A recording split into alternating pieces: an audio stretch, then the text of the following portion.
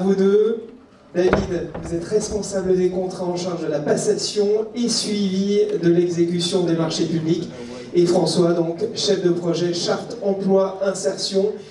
Votre rôle est de déployer la politique d'insertion, promouvoir les TPE, PME et piloter le reporting des indicateurs de la charge. J'en profite si on peut récupérer le micro parce qu'on n'en a plus que deux. La Solideo a fait le choix d'internaliser les expertises plutôt que de les externaliser. Pourquoi, David? Bonjour. Bonjour à tous. Alors, elle a fait le choix de les internaliser parce que je suis entièrement convaincu que c'est un gage de qualité. Notamment, ça permet de positionner le contract management, qui est une fonction quand même assez originale dans les maîtrises d'ouvrage, au plus près du processus de décision, et également de permettre de faire le lien entre les différentes directions d'une maîtrise d'ouvrage. Donc, internaliser permet justement est un gage de qualité parce qu'il permet une meilleure organisation des maîtrises d'ouvrage. Ensuite, c'est un gage de qualité parce que ça permet une meilleure réactivité des contrats managers pour l'exercice de leur mission. Si le prestataire est externe, il y a tout un processus pour le saisir, il va plutôt intervenir a posteriori. Et tout l'avantage du contract management, c'est d'intervenir dans l'anticipation. François? Bonjour à toutes et à tous. Donc, sur mes sujets à moi, contrairement à ce que disait la charte emploi, en fait, on a décidé d'internaliser, de prendre la décision d'internaliser l'expertise sur deux sujets principaux, qui étaient donc tout ce qui était définition de la stratégie d'achat et son pilotage, et le reporting. Ça a permis, donc, comme le disait un petit peu mon collègue, de maîtriser à la fois le pilotage et la communication qui en était faite de sujets qui étaient un peu perçus comme compliqués à mettre en œuvre. Alors ça ne nous a pas empêché en fait de collaborer activement avec les acteurs du territoire, et j'y reviendrai. Alors, comment est-ce que vous avez placé la sécurité au cœur de vos priorités? Et est-ce que vous pouvez nous en dire un peu plus sur ces outils juridiques qui vous ont permis de le faire? Alors, je voudrais insister sur 4 axes. Le premier, donc évidemment la commande publique.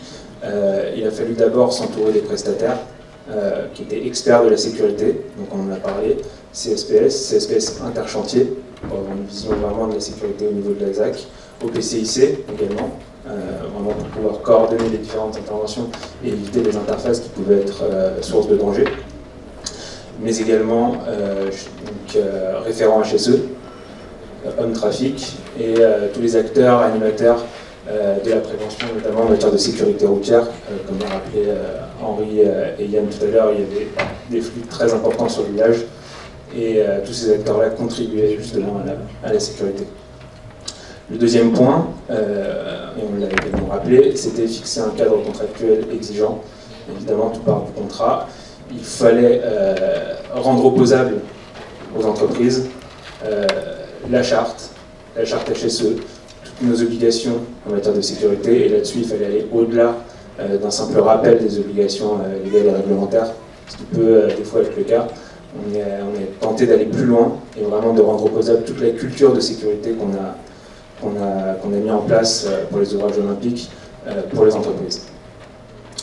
Le troisième aspect, ça a été de contractualiser, aussi de rendre opposable, j'en avais pas parlé, donc je rajoute le règlement d'organisation de chantier, qui est un document à mon sens très important pour diffuser cette culture de la sécurité et uniformiser la gestion de la sécurité au niveau de la ZAC. Donc, le troisième aspect, c'était de sélectionner les entreprises par rapport à leurs engagements pour respecter ces exigences de sécurité. C'est quelque chose qu'on voit assez rarement dans les appels d'offres, mais de fixer des critères par rapport à la qualité des offres pour satisfaire les exigences de sécurité, je pense que c'est un élément important qui mérite d'être répliqué sur d'autres appels d'offres. Et enfin, évidemment, il ne suffit pas d'écrire, de fixer les obligations contractuelles, il faut suivre et vérifier qu'elles sont bien respectées. Et ça, c'était donc le rôle des contract managers, mais aussi des opérationnels au sein de la Solideo, de s'assurer que toutes les obligations que l'on fixait étaient bien respectées par les entreprises. Et donc, c'était... Oui, pardon. Que se passait-il en cas de non-respect des engagements? Est-ce que vous avez un exemple à nous donner, David?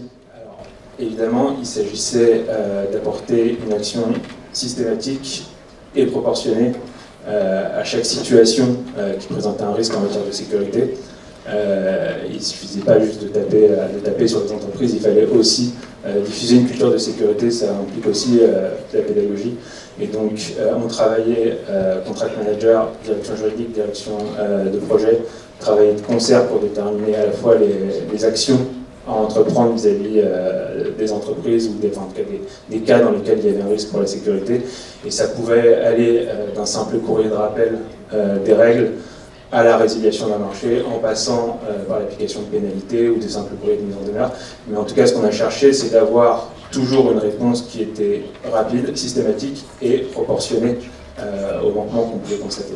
Et sur le travail illégal dont on parlait tout à l'heure, quels étaient les outils de contrôle et comment est-ce que vous avez réagi en cas de non-respect? Alors, sur le travail illégal, je dirais qu'il y a eu 2 temps.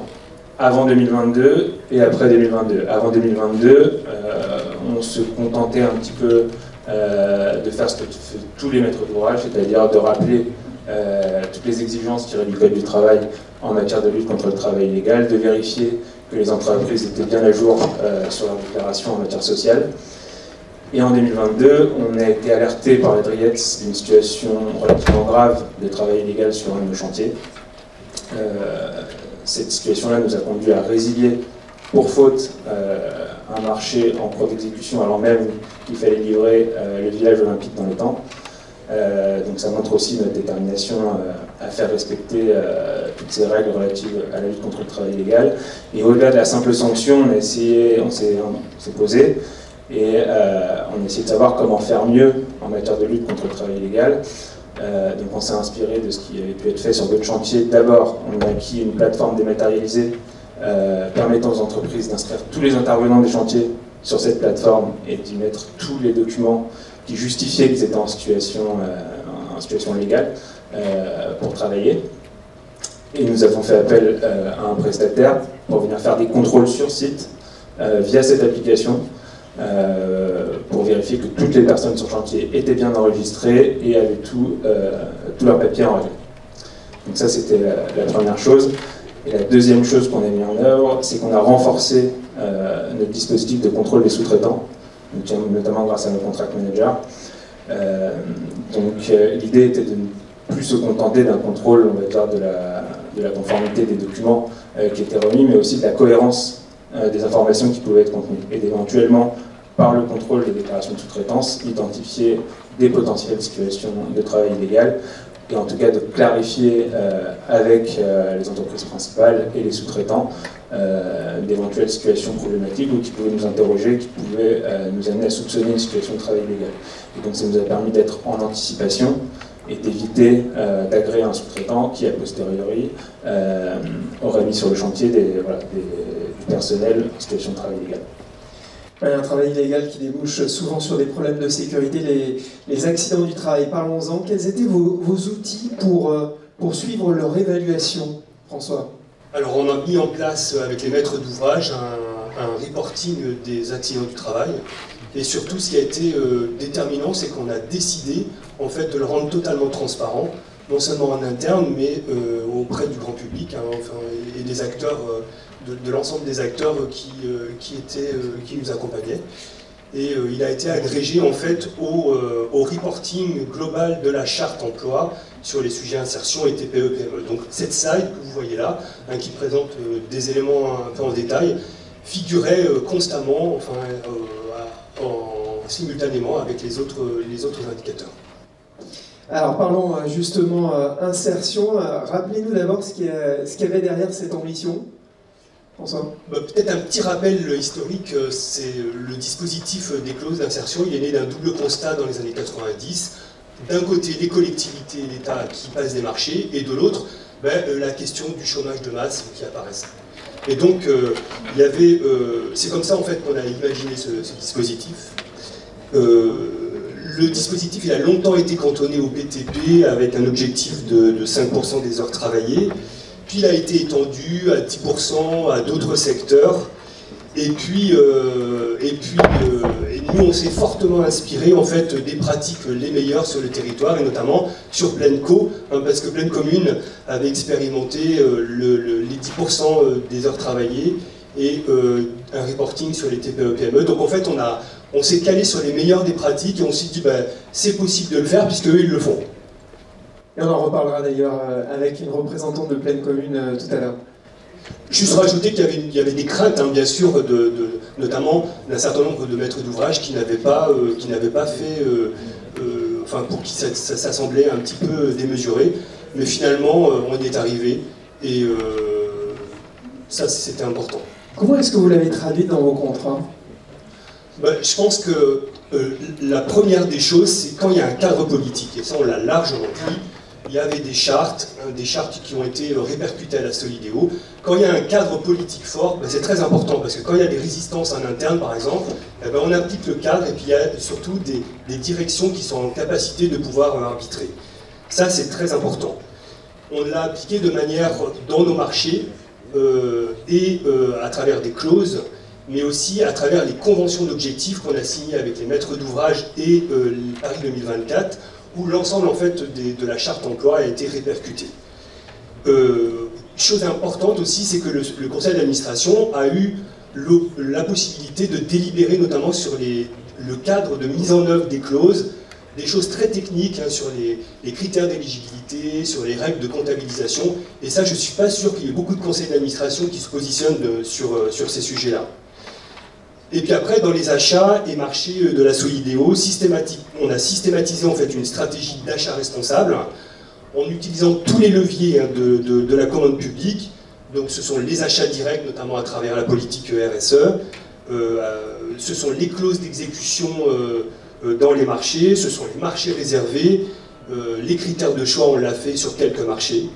Et puis sans oublier la politique RH, hein, puisque la Solideo a décidé d'embaucher elle-même des personnes en insertion, puisqu'elle a embauché 35 personnes en insertion, dont 25% de femmes, donc Cocorico, 71% de femmes sur les personnes en insertion. On a pu essayer modestement de faire remonter les taux. Alors certains outils de la commande publique ont permis de favoriser ou de réserver donc certains marchés à des acteurs de l'insertion et du handicap. Comment ça s'est passé, François? Alors concrètement, bah, c'est très simple, hein. On regarde chaque achat ou chaque marché et puis on se demande en fait s'il est possible de réserver à des acteurs de l'insertion ou du handicap. Et à chaque fois que c'était possible, on l'a fait. Concrètement, il y a eu 10 marchés réservés qui ont été faits à la Solideo. On estime comme ça rétrospectivement qu'il y a un marché qui ne l'a pas été, qui aurait pu l'être. Et pour ce faire, on s'est beaucoup appuyé sur l'expertise des canaux, hein, puisque à chaque fois qu'on avait un besoin pressenti d'achat en matière de SS, ils nous ont aidés à faire du sourçage et ils nous ont fait une note pour évaluer la faisabilité concrète hein, et notamment pour préparer les soumissionnaires quand c'était possible. Donc là, ils ont fait un gros travail de coopération avec nous pour nous dire ben oui, c'est possible ou pas possible, et puis on continue. Et ils seront avec nous tout à l'heure. Et quels étaient les outils de reporting sur ces indicateurs? Alors sur ce sujet, on a fait des outils très simples. On s'est dit, voilà, on va utiliser des choses de base, que sont des fichiers Excel, donc à la fois pour l'insertion et pour le TPE-PME. On avait imaginé initialement qu'un seul outil pourrait rejoindre les deux sujets, et en fait ce n'était pas la bonne solution, donc on a rétro-pédalé sur cette question-là. On a été très très loin en fait sur les informations demandées. On a mis en place à mon avis quelque chose d'assez performant avec des outils qui ont permis de répondre à la demande de très larges acteurs. Et ça, c'était quelque chose d'important aussi. Hein. Dès qu'on nous demandait des informations, on pouvait les donner par territoire, par catégorie d'entreprise et tout ça. Ça nous a permis de communiquer largement, et les résultats étaient très très attendus, tant à l'extérieur hein, qu'au sein des instances décisionnelles. Et ça a été vraiment perçu comme un sujet qui a porté le sujet global. Je pense qu'au sein des conseils d'administration, par exemple de la Solideo, le sujet insertion était mis en avant et souvent un des premiers sujets qui était évoqué. Et là, aussi important, on a pu croiser des données insertion avec des données financières parce qu'on récoltait aussi des informations sur les TPE-PME et sur les prestations de l'ensemble des entreprises. Et ça, c'est peu habituel en fait, hein, de croiser ces deux informations. Et ça nous a permis en fait de produire des choses très intéressantes qui n'avaient jamais été produites avant. Tout ça, c'est détaillé dans le rapport sur lequel on va vous donner le QR code. Et justement, ça a donné quoi en termes de résultats, François? Alors, moi, ce que j'ai envie de dire, c'est que le premier résultat, c'est d'abord le d'une formidable aventure humaine. Un travail collectif qui a été porté par un objectif commun. Et je crois qu'on a fait des belles choses parce qu'on était divers, qu'on était nombreux, qu'on était déterminés et qu'on a mis nos égos de côté. Et puis moi, je voulais le souligner, et notamment sur la Seine-Saint-Denis, une grande convivialité. Il y a plein d'acteurs qui sont très sympas et je pense que ça a vraiment porté les résultats.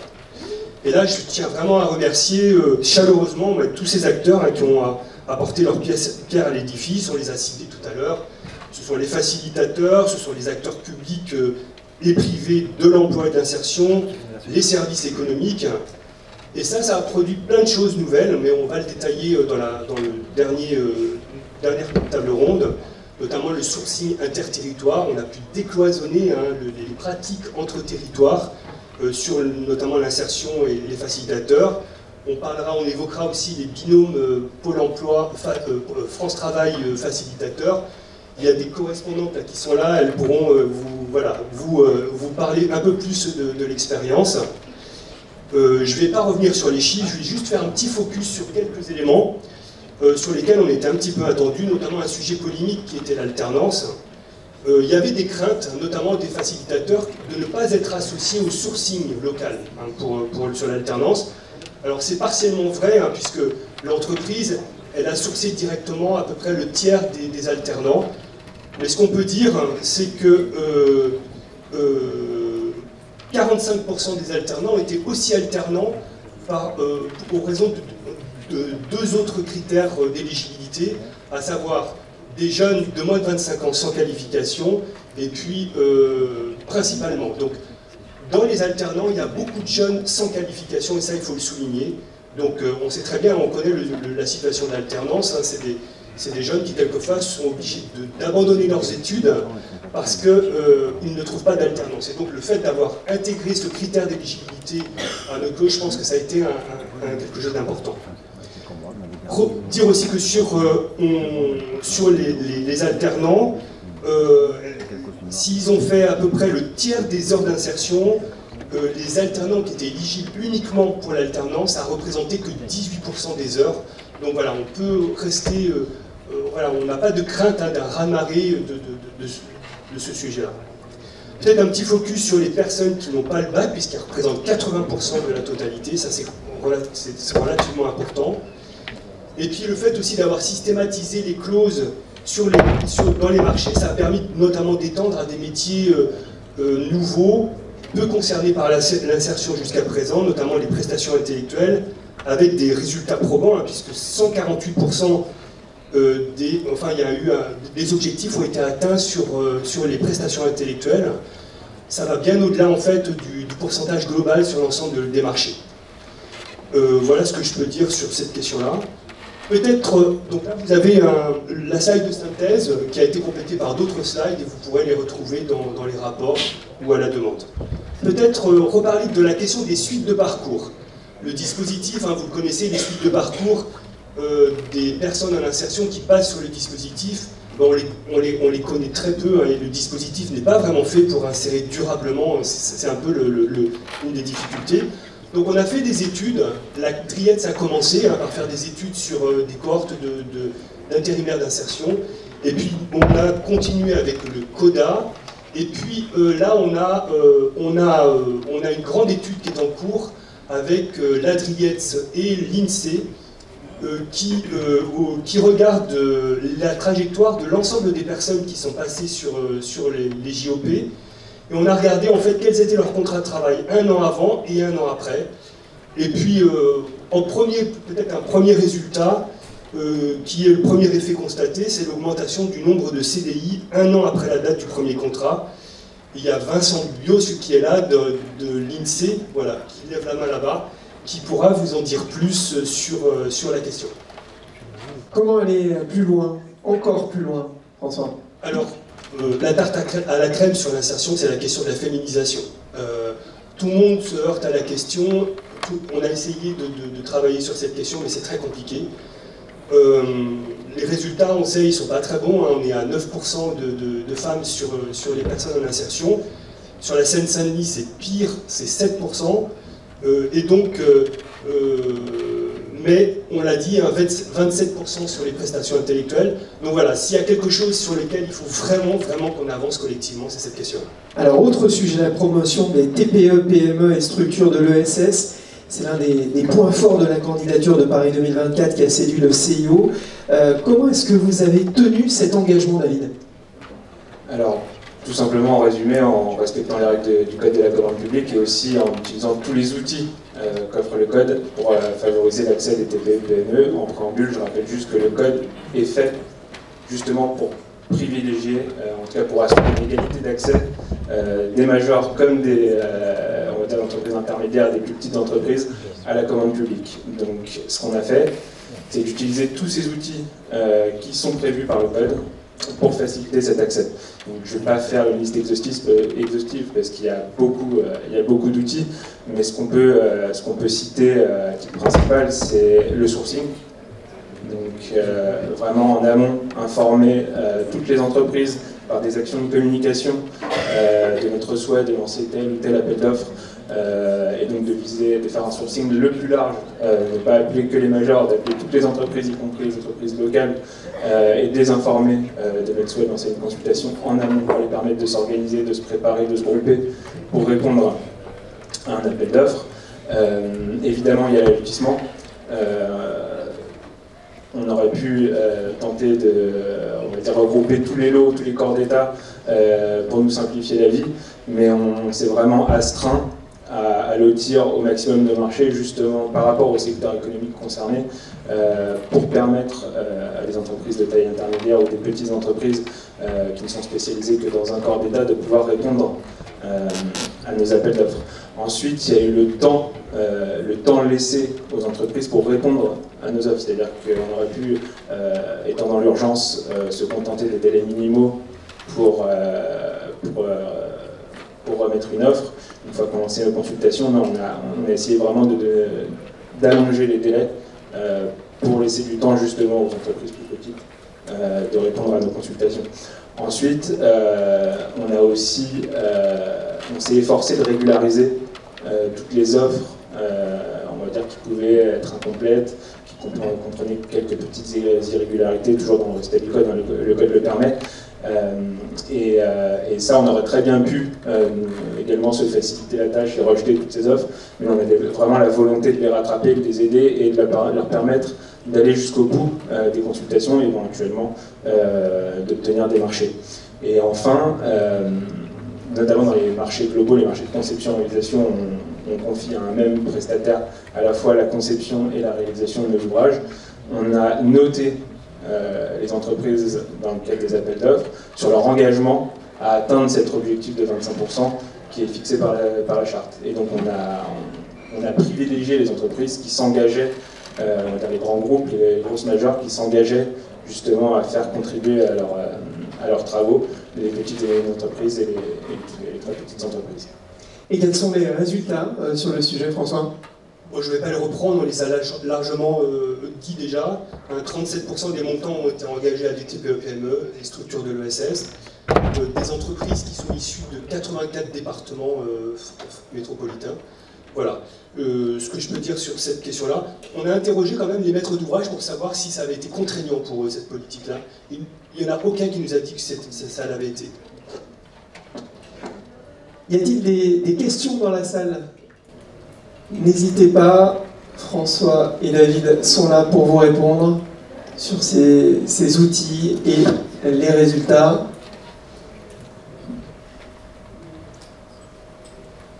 Pas de questions? Alors peut-être...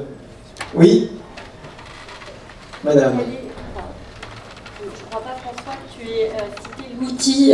Vous êtes passé par un outil qui existait sur le marché pour faire le suivi des clauses? Vous l'avez développé en interne? Alors pour la comptabilisation des heures, c'est très simple, c'est des outils des facilitateurs. On aurait pu utiliser le tableau d'impact qu'il génère, mais il y avait un petit souci sur le tableau, c'est qu'il n'y avait pas les sirettes des entreprises. Donc on a développé avec le gestionnaire de l'outil un outil ad hoc en fait, que les facilitateurs ont exporté et ils nous ont envoyé. Merci. Une autre question? Oui, madame. Oui, bonjour. Sur le travail des personnes en situation de handicap, je voulais savoir si vous aviez un retour spécifique. Alors, sur les mesures qu'on a mises en place, on peut évoquer les contrats, alors les achats qui ont été faits directement par la Solideo, notamment dans la politique RSE, auprès des AT notamment. En termes juridiques, jusqu'à présent, quand on faisait un marché réservé, il fallait faire le choix entre les acteurs de l'insertion et du handicap. Maintenant, on n'a plus besoin de faire ce choix. Donc effectivement, les acteurs du handicap en fait, peuvent répondre à des marchés réservés larges, quand c'est possible et quand le donneur d'ordre l'indique. Voilà un petit peu, c'est surtout à travers la politique achat. Et puis après, il faudrait interroger plus spécifiquement l'ensemble des maîtres d'ouvrage et des facilitateurs pour savoir quel réseau ils ont développé eux pour effectivement amener comme public bénéficiaire les personnes en situation de handicap. Tout ce qu'on peut dire en fait sur cette question-là, c'est qu'il y a quand même un certain nombre de personnes qui sont en co-critères d'éligibilité, et donc des personnes qui, mais ça on pourra vous donner les informations, les personnes qui sont éligibles à la clause d'insertion, il y en a un certain nombre qui sont aussi en situation de handicap, des alternants notamment, mais d'autres. Monsieur, une question, vous avez le micro. Oui, justement pour continuer sur le problème du handicap et notamment des ESAT, je voudrais savoir quel pourcentage du montant des marchés a été délégué aux ESAT, en pourcentage sur la totalité. Alors j'ai pas le chiffre, mais on pourra vous le donner. Je crains simplement qu'il soit d'une extrême faiblesse. Quand on est sur des achats, on est effectivement sur des montants qui ne sont pas forcément significatifs. On n'est pas sur le cœur de la production de bâtiments, parce qu'il n'y a pas d'acteurs sur ces... Non, mais autour du bâtiment, il y a un certain nombre de choses à faire. Il y a un certain nombre de choses à faire également à l'intérieur. Et je crois que nous sommes aujourd'hui sur des pourcentages, et il y a un très gros effort qui est fait aujourd'hui au niveau du 93 dans ce sens, mais il faut le voir avec une vision autre. Et lorsque j'assiste à certaines réunions qui ne sont pas celles d'aujourd'hui, où on nous dit nous faisons des efforts par rapport aux établissements protégés, et quand on regarde les pourcentages qui représentent 0,25 de la totalité des marchés, je dis nous manquons quelque chose sur le plan civique. Nous manquons de quelque chose sur le plan de la connaissance. Parce que parmi les services qui s'occupent d'handicapés aujourd'hui, il y a quelque chose qui est très méconnu. Ce sont les services, les ESAT, qui s'occupent d'handicapés psychologiques et mentaux. Et ça n'est pas visible. Et ça ne représente quasiment rien des efforts que vous pouvez faire les uns et les autres par rapport à nos tâches. Et je demande simplement qu'il en soit tenu compte et qu'on puisse en discuter à un niveau suffisamment élevé pour que cette chose-là change. Nous vous invitons dans nos ESAT, nous vous invitons à venir voir nos travailleurs, nous vous invitons à venir voir ceux qui sont capables de faire. Ce ne sont que des gens qui sont tout simplement un peu différents des autres. Et ceux-là, vous devez leur donner une visibilité sur l'extérieur. Et personnellement, je me bats et je me battrai pour ces choses-là. Merci. Merci monsieur pour votre intervention. François va vous répondre. Juste un élément de réponse. D'abord, peut-être dire qu'il y a eu des très belles expériences faites, notamment les laveries solidaires avec des personnes en situation de handicap. Deuxième chose, que dans les ambitions qui étaient celles de la Solideo, il y a un très très gros programme d'accessibilité universelle. Et donc, il y a un rapport qui a été fait sur le sujet. Et je crois qu'on n'a jamais été aussi loin en fait, sur la question de l'accessibilité universelle, notamment sur les bâtiments. Et vous faisiez référence à la question du handicap psychique, et ça a été extrêmement bien pensé sur ces sujets-là. Et enfin, je voulais juste évoquer l'expérience du Prisme, mais ça c'est porté par le département, et notamment aller visiter le Prisme, donc ce magnifique ouvrage qui a intégré l'ensemble des situations de handicap, et sur lesquels en fait, ces personnes en fait, peuvent accéder au sport. Donc allez voir cet établissement, c'est remarquable. Je voulais simplement ajouter qu'en effet, on doit encore faire mieux sur l'accès des ESAT à la commande publique. Et il y a un des leviers qui est la programmation des achats. Il est important de s'interroger dans le cadre de la programmation annuelle des achats sur toutes les prestations qui sont susceptibles d'être confiées, d'être réservées, de faire l'objet de marché de réservé aux ESAT. On a essayé de le faire. On l'a fait pour nos marchés de traiteurs, par exemple. Après, l'objet, on va dire, de la Solidéo et la réalisation des ouvrages olympiques, avec des marchés de travaux relativement complexes, peut-être, nous a empêché, quelque part, d'avoir recours à des marchés réservés pour la réalisation directement des ouvrages. Mais en tout cas, pour des marchés qui sont indirectement liés à la réalisation des ouvrages, on a essayé de s'interroger au maximum sur le fait de pouvoir réserver certains marchés aux ESAT. Ouais, dès qu'on a pu le faire, on l'a fait.